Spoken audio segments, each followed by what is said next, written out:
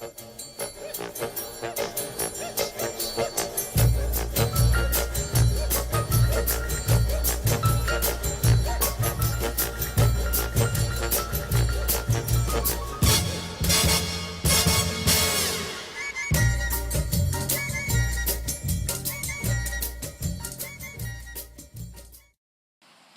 there folks, we're your friendly neighborhood interviewers from New Tech, and today we're going to be taking you to the most scenic, fascinating, and just plain cool geographic places in the world that we've chosen. We're going to be interviewing locals and gathering more information about the sites. I'm Maisie. I'm May. And I'm Taylor. And away we go!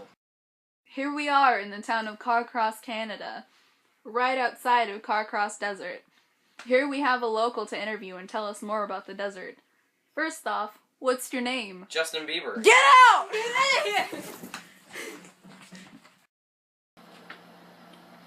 We brought in another local. Let's try this again. What's so special about the Carcross Desert? Well, it's the smallest desert in the world, eh? It's only a square mile long, and it's considered natural oddity because people wonder how a desert could end up in such a cold atmosphere, eh? Pine trees even grow there.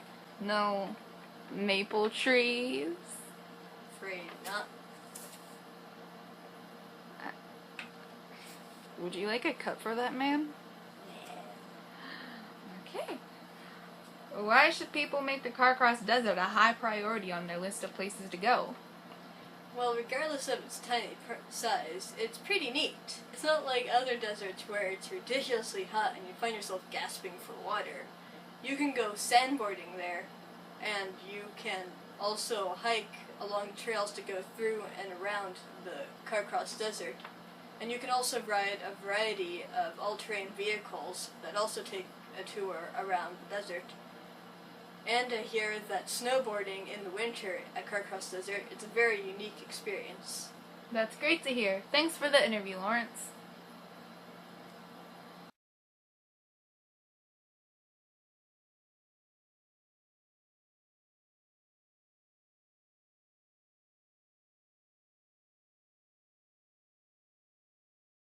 Our next destination is the magnificent Mount Fuji in Japan. Here we have Masuyo Inoue, a longtime Mount Fuji tour guide. Konnichiwa!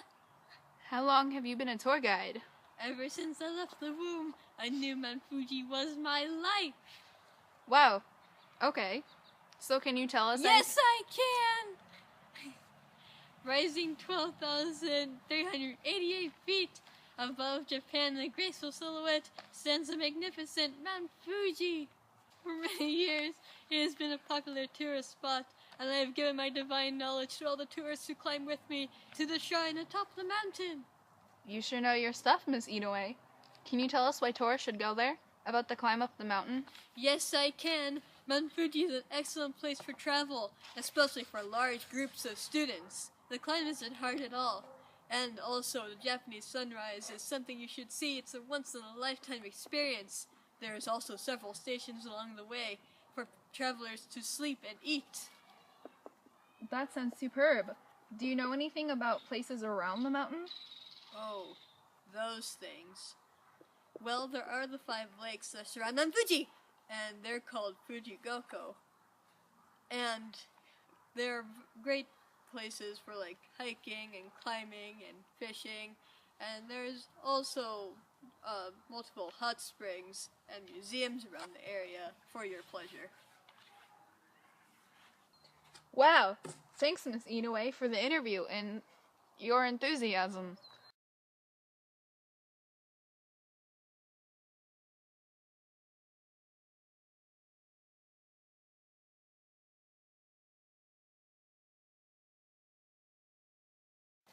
I'm here at Sangano Bamboo Forest, a panda's dream.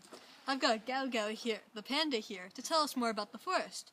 So tell me, Gao Gao, what's the forest like? It's pretty chill. You have a walk through the park and the massive bamboo. It's pretty psychedelic and relaxing, especially after you visit Mount Fuji. Oh, really? We just interviewed a Mount Fuji tour guide. Sweet, but back to the forest.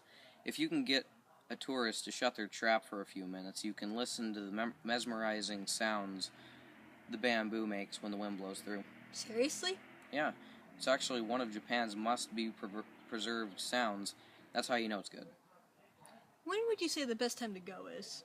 Anytime, really, as long as it's sunny.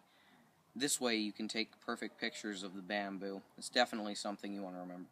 I believe it. The bamboo forest is in the Arashima district. Is there any cool things to do around? Totes. As annoying as they are, they're still annoying. But you can spend some time at the Iwatanya Monkey Park. Almost 200 monkeys hang there, and they've all grown accustomed to humans, meaning you can get pretty close to photograph and even feed them. Sounds like somewhere I'll have to go. Thanks, Go-Go. No problem.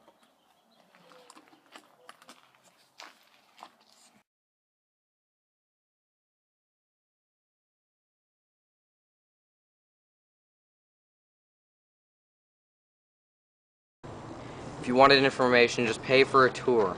Get in a kayak and learn. I'm desperate. I have $20. Please? How long will this take? Not too long, sir. Alright. Hey there, explorers. I'm in a boat, in a river, underground. Pretty sweet. I've ever so graciously gotten this man to tell us more. Actually, it's the Puerto Princesa Underground River, and it's in the Philippines. Great.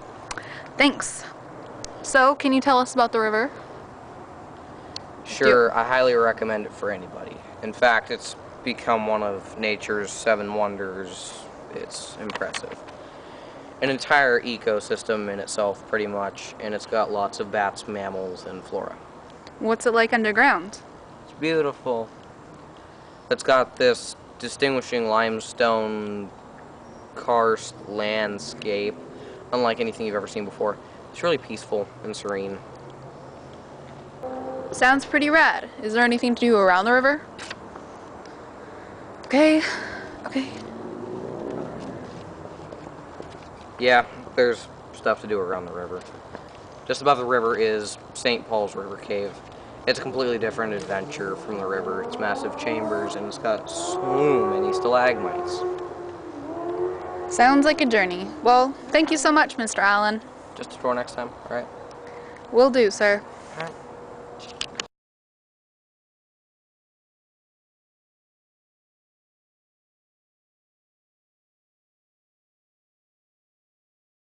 Our next stop is another river. It's a very special river. I'm here in Wanganui River in New Zealand with everyone's favorite hobbit, Bilbo. Thanks for having me. Can you tell us about the river? Yes, it's great for kayaking, water rafting, and it leads right to Mordor. Well, everyone knows that. Oh, sorry, but the scene is very nice, unimaginable. The mountain has very beautiful cliffs, and they have trees and shrubbery everywhere. A riverboat is an excellent choice for when you want to see the river at its full potential. What is there to do around the river? Hobbiton is only 2.5 hours away. It's worth the drive. You can explore my house and throw a party with Frodo. Wow, sounds spectacular. Thanks for your time, Bilbo. I'm going home.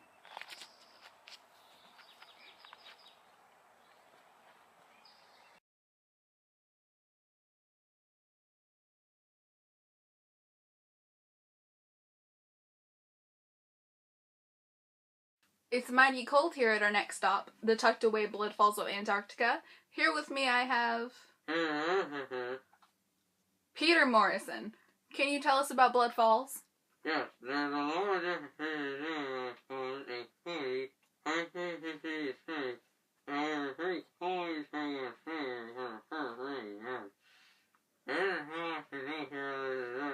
Good to hear there aren't lots of dead bodies. But on a more serious note, how do you get to the falls?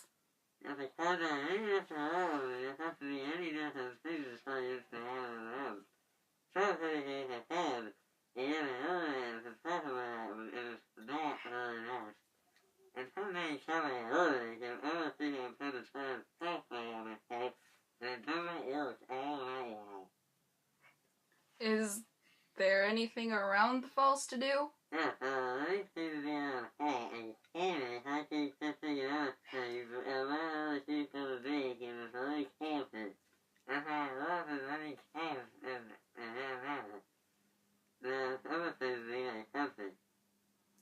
Thanks, Peter.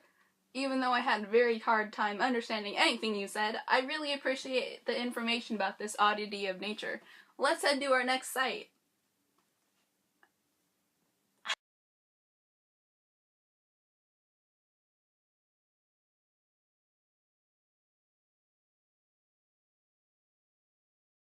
I'm at the gates of hell in Turkmenistan looking for people to interview, and I found the perfect person. Hey. So, Satan, mind telling us anything about this geographic site? Of course. The blazing heat, the leaping flames, the massive crater. It sure does look like the gates of hell. These scientists were drilling a crater when... Does this mean it's man-made? If you'd be quiet... These scientists were drilling a crater when this gas started rising out. They decided to burn it, thinking it'd fizzle out in a few hours, but it didn't. It's been 41 years. How much longer do you think it will burn for? I'm not the person to ask. Oh, pardon me. Why do you think tourists should visit? It's pretty intriguing, actually. We don't know how much gas there is, so this attraction could be gone in a few hours, a few days, a few years. It could actually last forever. And I think that is enough alone to be a reason to go. Oh, thank you for your time, Satan. You're welcome.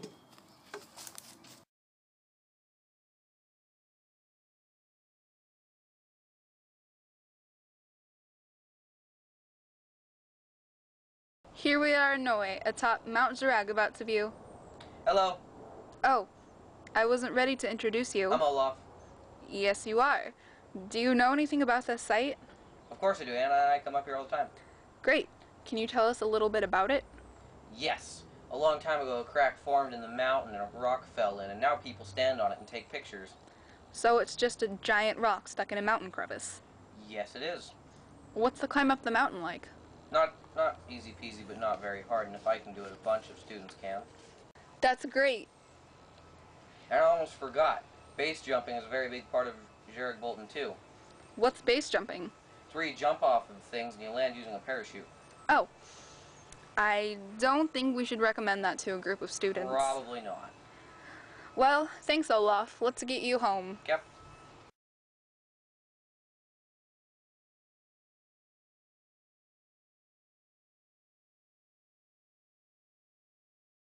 We're at the cute little town of Etretat, France. We're admiring the beautiful cliffs. I've also brought in a stereotypical French person who just happened to be walking around the street. Bonjour, madame. My name is Concombre. What does that translate to in English? Cucumber. Oh, okay. Can you talk about the cliffs? Of course. The cliffs, well, the town of Etretat is very known for its beautiful cliffs that were naturally formed by headland erosion. Wow. Amazing! What's there to do in Etretat? You can take a boat out on the water and get old-angle pictures of the cliffs.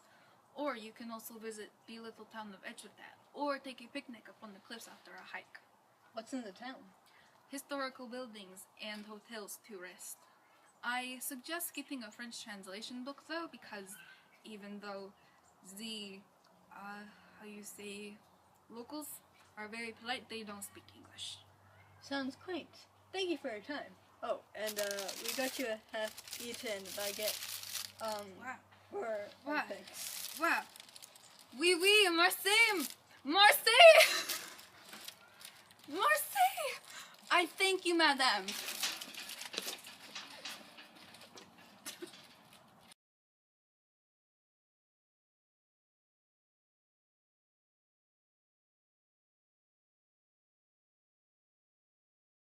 The crack of sulfur in Iceland. Here I have with me Leif Erikson, who discovered Iceland. Hello. The crack of sulfur, can you tell us anything about it? Yes. It is a crack of sulfur. It is very clear and pure, and it is very nice if you would like to swim in it, and you can even scuba dive to the crevice. What's it like? It is like nothing you've ever seen before. It's very nice because it is cold. Fishes are not swimming in your face, and animals are going away, or they will freeze to death. It's nice because if you relax, it feels like you are floating in space. Sounds very appealing. And it is. It's actually a crack in the continental place between America and Europe. You can touch them both at the same time. So I can touch America and Europe at the same time? You sure can. Would you like to know why the water is crystal clear? Of course. It comes from the Icelandic glaciers and filtered through the lava rock. Well, Mr. Erickson, I'm afraid we're running out of time. Oh, pity. But remember, everybody, Happy Leif Erikson Day! Hinka Dinka Durgan!